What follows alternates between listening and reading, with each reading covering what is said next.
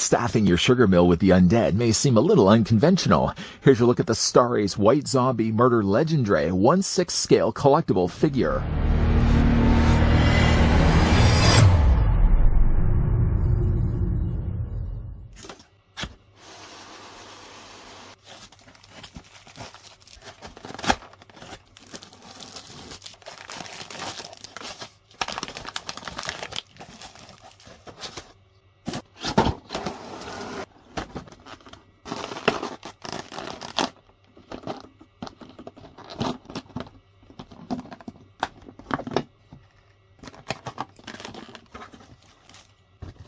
Bela Lugosi starred in the 1932 movie White Zombie, the first movie made about the walking undead. He plays Murder Legendre, an evil voodoo master who compels innocents to do his bidding. He controls others by drugging them and using a wax doll to force their obedience. Star Ace's 1/6 scale collectible figure of Murder Legendre features an authentic likeness of Bela Lugosi.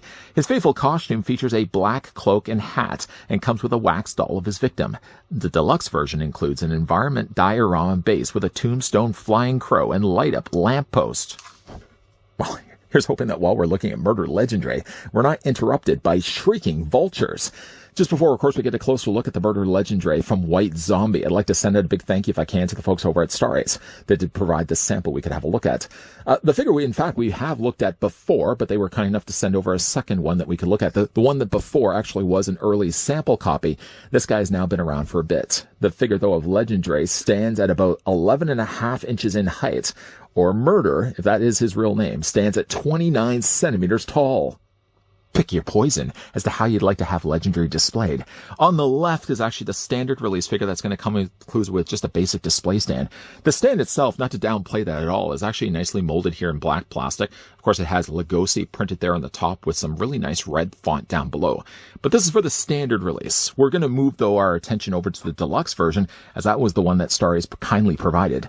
Moving, though, quickly over Legendary, I did want to bring your attention, though, to this very elaborate-looking display base.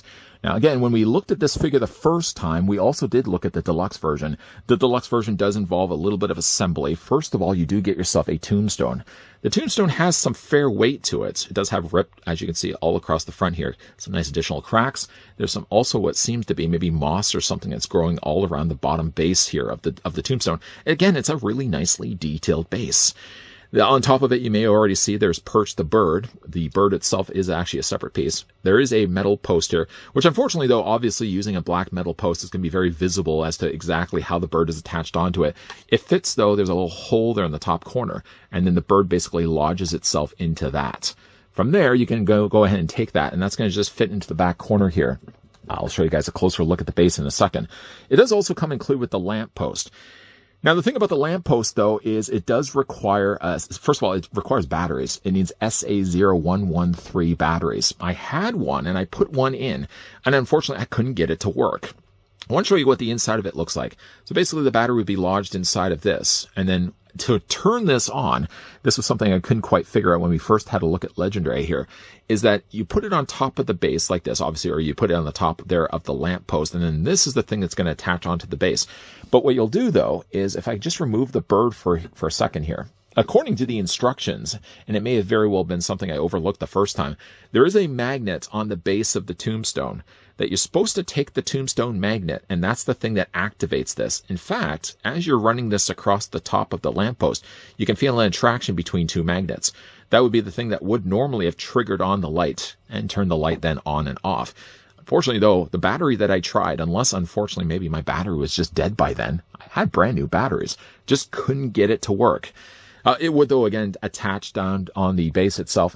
Just to kind of move everything out of the way here, I want to show you what the base actually looks like. I think I really like also that Star Ace did do. I mean, obviously there's just a regular post there on the back that's going to cradle the legs of Bella. But on the side, though, you can see they've actually added some foliage. Real grass. Well, not real glass, but obviously artificial glass. They've glued nice little patches of this all around the base itself. You've got some nice additional cracks that they've added there as well. It's very heavy, though. I would imagine it's probably been made of resin. We tip it upside down. You can see it says Murder Legendre, 1/6 scale action figure, Bela Lugosi's autograph, which would be a nice little touch. And then there's also rubberized feet, or felt feet, I should say, on the corners of this. Basically, again, all you're going to do is take the tombstone. The tombstone is just going to attach here. And when it attaches, like it did with the lamppost, you can feel there's an attraction here. So there's probably a magnet. Obviously, there's a magnet there in the bottom of it, but there's probably a magnet. You can see there's an outline right there. And the two magnets come together for a very secure fitting. Then you'll take the lamppost provided, and the lamppost doesn't attach, it seems, by magnets. You kind of have to line everything up by shape. The only thing about it, though, is that while the shape isn't quite a hexagonal design, it does fit into place, although I noticed that you really do have to apply a little bit more pressure to get that lodged in there. It stays somewhat securely, although the lamppost does have sometimes, you can probably already see for yourself, it leans just a little off to the side. Honestly, I really wish that the lamppost could have worked this time around, unless, full disclosure, maybe I did actually have non-working batteries. I had a whole pack that I thought I only had fairly recently bought, but the SA0113 battery that isn't included with this set, I'm probably going to have to get myself a second one to see if I can actually get the lamppost to work. As for Murder's other accessories, the figure gets in a standard release his own crow. This crow is a little bit more in a perch state where it's still shrieking away, but it's a little bit different, obviously, than the deluxe version of the crow, where even if just looking at the size, the crow is definitely a much bigger sized bird. I mean, even not even just including the wings themselves. I mean, looking at the head and then looking at the undercarriage of the body, it seems like the bird is a little bit bigger. Obviously, this one is also painted with only more darker blue added here, where the majority of the bird that comes included the standard release is much more a brighter blue. I perhaps feel like they could have darkened this just a little bit more. It seems like there's a lot more blue, obviously, in the wings than there is to the body. Still, though, it's a nice-looking bird. For all intents and purposes, by the way, this is supposed to be perched on top of his hand. It does require a little bit of balancing, obviously, to do that, and we'll probably do that in the end of this review. The figure also, though, comes included with a knife. The knife, for what it is, it's a very small blade knife. I mean, it looks like it probably could still draw blood. You can see the guard as well as the remaining of the handle here painted in a very, very light yellow with some additional gold there on the end and the guard as well. There's no blood on here at all, I'm sure as well, if he wants to get into voodoo. If anyone knows voodoo, it's this guy right here. The figure also as well comes included with the wax zombie doll. A little statue that he carries around to basically control people. Again, very nicely molded. He has suitable hands, by the way. I've already taken the liberty of removing one of the hands that he came defaulted out of the packaging with and gave him a gripping hand instead to hold the doll. For the detailing of what they've been able to capture for something so small like this, I mean, just to look at the face alone, a lot of cool attention to detail here for the actual candle or statue. The figure also as well comes included with various different hands. I guess just before we look at the hands, he also comes included with the silk scarf. Like the material that they obviously have used here, it does feel like real silk. And obviously you can drape that either over his hand. You can also give him he does have a gripping hand. Actually, it comes with a couple of hands. One for specifically holding, for example, like the scarf. And he holds it pretty well as well. Speaking of hands, though, the figure does also have some voodoo casting hands. Or again, while he's running his sugar mill. Running a sugar mill, again, having the undead running that, probably not a good idea. I'm just thinking, probably not a good idea. One of the things, funny enough, though, about the movie, well, there really isn't any gore at all in the original 32 film. I mean, just the sounds alone of the vultures. I go back to the point made earlier. The vulture screaming sounds like some woman screaming. And one of the notable one of the scarier sounds also was when they were grinding up the cane sugar. They basically put it in basically a big grinder, and it just makes this loud, uneasy, unsettling sound. Going back, though, to his voodoo hands, I do like the way they've actually sculpted these. Again, these just be unpegged from take the hands off from the provided pegs on the ends of his forearms. You would just replace it with these hands instead. The figure also comes included with a hand for specifically holding the knife.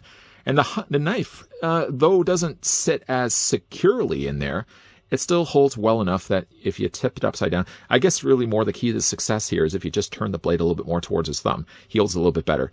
If you have it just sort of sitting inside his palm, there's more of the risk that the knife will fall out of his hands. And then he also comes with another relaxed hand, which basically would just be this hand on the mirror flip. I've already just replaced it with a hand that he already has. I just popped off one and replaced it with the other. The other thing that Murder comes included with is his hat. Sort of in the same way that the bird is. It starts generally in a black kind of molded plastic, but then they just brushed over top of it a little bit of blue. It does add a little bit of nice extra color, although it doesn't, if you're looking at it compared to the rest of his jacket and outfit, it's a little bit more standout, just because, again, there's got a little bit of that blue on there. It does fit on his head. The only thing that really worries me, and it worried me the first time we had a look at this figure, is putting the hat on his head. they've done such a nice job of painting a very good likeness of Bella that I would worry that putting the hat on repeatedly, or even just putting it down for a period of time, when you are putting the hat on his head, I mean, it's secure. It's not going anywhere. But I feel like my worry with that is if it's putting on his head like this, so close like this, I would worry that it would start to scrape the paint away here from the front of his forehead. It hasn't happened yet, though to be fair, I've only done this a couple of times. It's just, I would worry though, like while the hat fits decently, in fact, it fits even better than decent, it's not going to be going anywhere. I just, again, worry that's going to scrape away a little bit of the paint. The only other thing that comes included as well with Legendre is that he also comes with his cloak. Now, I'll tell you, one of the things as a reviewer, or one of the things I dread to look at, is anything that requires me to tie this off. I can never tie a proper knot, or if I tie it, I try not to tie it too tight, because I want to be able to untie the knot a little bit later. A nice finish of red on the inside of the cloak. I really like, again, like the material that they've used for not only just his jacket and his pants, but also the cape as well. You would just simply drape this over top of his shoulders, and probably you would fare better at tying a better knot than me. Just tie that off, and then you would just put the hat over top of his head.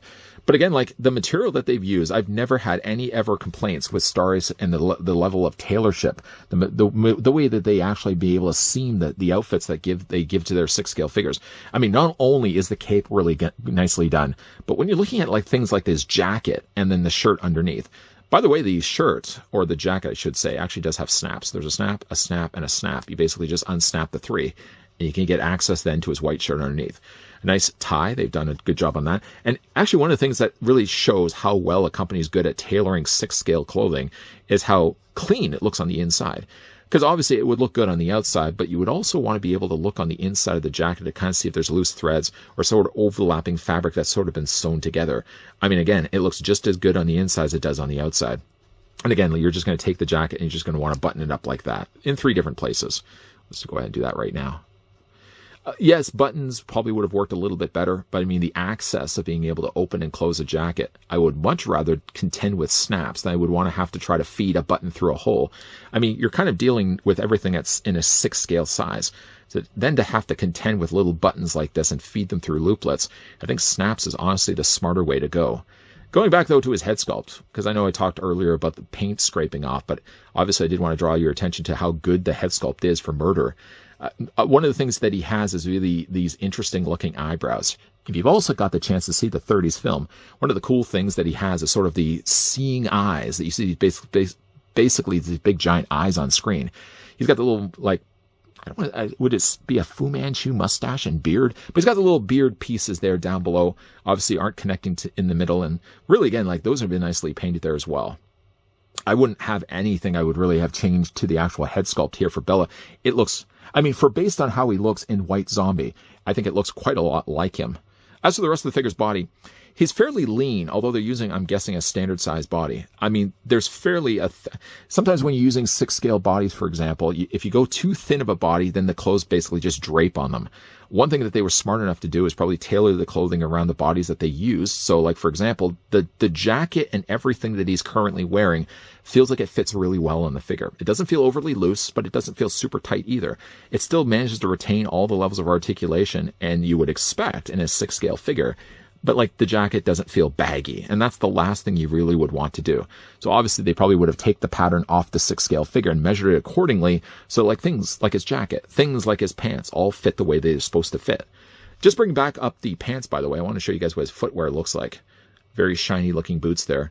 I love the way they also sculpted the laces. Although the laces being molded in the same plastic basically as the rest of his footwear, they don't really stand out. I guess nor should they really anyways. I mean, the pants are basically going to be draping over it anyways. And then, of course, the bottoms of the soles, those are nicely sculpted there as well. And of course, we've got Star Ace there also on the side. Yeah, all in all, even though this is really the second time we've gone around and looked at this figure, I'm just as happy with this figure the first time I looked at him. Now, for the figure's articulation, Murder Legendre will have articulation with the ball joint provided there in his neck. It allows the head to rotate all the way around. It looks up this high and it looks down this low. I'm sure that it's not just the ball joint that's attached to the top of his neck that's doing all the work. I mean, in fact, looking at this, the way that it moves, there's probably a secondary ball joint at the base of the neck, giving him a much more greater range than if just a ball joint alone. For the shoulders, as I already mentioned, even though like the jacket fits really well for his body, The arms have no restrictions now, not at all. In fact, I can very easily move his arms back and forth. The figure does have a swivel there in his bicep, and he also seems to possess a double hinge on the elbow. Let's just pop his hands back into place. As for his upper body, it seems to be on a ball joint, so that freely moves around. Legs do split out once again, about that far, though, on Bella. You can bring the legs forward, you can bring the legs back, and there's a swivel at the top of the thigh. The figure also gets granted a double hinge, it seems, on the knee, and then he does have decent levels of articulation. Even though really, like, his boot goes as high as it does, he still does pretty good when it comes to being able to hinge his feet back and forth this way, and rocking back and forth this way as well. Again, I did have a look at this figure before. What I ultimately had to do is they sent over it as a loaner, and I just basically sent it back to them. They were nice enough to provide actually the sample this time around, and I'm looking forward to putting this guy on the shelf. Not really sure though if I'm going to display him with the hat on his head, because again, my only real worry is they put so much time, they put so much effort, and they put so much care into sculpting a decent likeness of Bella. I would really hate to worry that it's, first of all, going to either leave a stain behind of whatever they've painted onto the hat itself, or at the very worst, it would scratch off some of the paint on his forehead. Definitely wouldn't want that to happen. And of course, if I can actually tie myself off a somewhat successful knot, I'd like to put the cloak on him as well. If you've ever got the chance to see the original 30s film of White Zombie, it's again a really interesting movie. It's one of the first, if not the first, introduction of the term, first of all, zombie or the undead in a movie.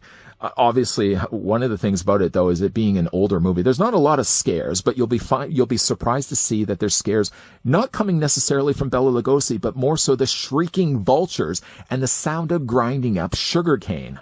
Hark! Is that the sound of shrieking vultures? Maybe it's not. Here in Final Looks, though, I've got Murder Legendre displayed along with this perched bird. It wasn't an easy thing, especially considering this guy's rotating on a rotisserie. So what I've done instead is I've sort of cheated. I've taken the talons of the bird and sort of wedged them in between his thumb and his pointer finger, so at least he's going to hold the bird a little bit better. One good thing about Murder Legendre is if you didn't get the chance the first time we had a look at this figure here on this channel, the good news, though, is it's currently available over on their site at Starace, and it has been, in fact, marked down. The deluxe version that the company was kind enough to provide for this video was originally, and again, I'm only going by Canadian here, it was originally about $555 Canadian. It has now been marked down to $444 Canadian. And again, you can probably do the conversion if you're looking to get this one for yourself. If you are a fan, though, of the original White Zombie, no, not Rob Zombie's band, the one that predates that, one of the earliest memory and recollections of The Walking Dead. If you are a big fan of the 30s film White Zombie, and you want to get your hands, though, on Murder Legendre before he gets his hands on you, he's available, like I said, at Starace's site right now on sale. I'll provide the link down below in the video description. Big thank you once again to the folks over at Starace that did provide this sample a second time around of the brand new, or somewhat brand new, White Zombie Murder Legendre. And this was the deluxe version. We had the chance to have a look in this video. What do you guys think of the video? Let me know down below in the comments section. Have you guys already had the chance to pick up Legendre? And if you have, how do you have them displayed? Let me know down below. If you guys also wanted to let me know what your favorite Bela Lugosi movie is, would it be the obvious one of Dracula? I mean, there's obviously other things that he's done as well, but let me know what your favorite Bela Lugosi movie is. And in the meantime, if you guys certainly want to stick around for more, you can always do the things of turning on the bell notification, but maybe if you just move back a little bit before that, don't poison anybody in the process, whatever you do, but make sure you hit the subscribe button down below. Be in the now. Be right now coming back to this channel on a regular basis. Even though we have really wrapped up things right now for Murder Legendre, there will be more Starace reviews coming your way. As always, guys, thanks for watching. See you guys next time.